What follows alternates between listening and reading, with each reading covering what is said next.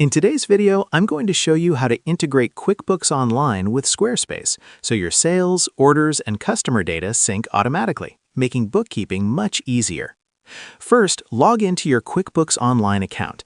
On the top right menu, click on Integrations. This is where QuickBooks manages all the apps you can connect. In the search bar, type Squarespace. When the integration appears, click Connect.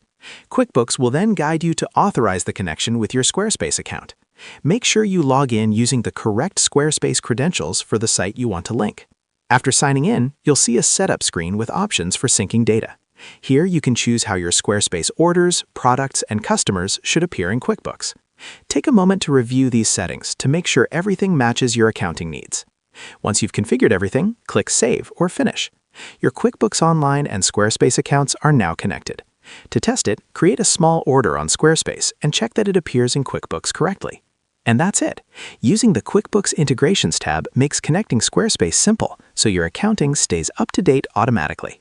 Thanks for watching, and happy bookkeeping!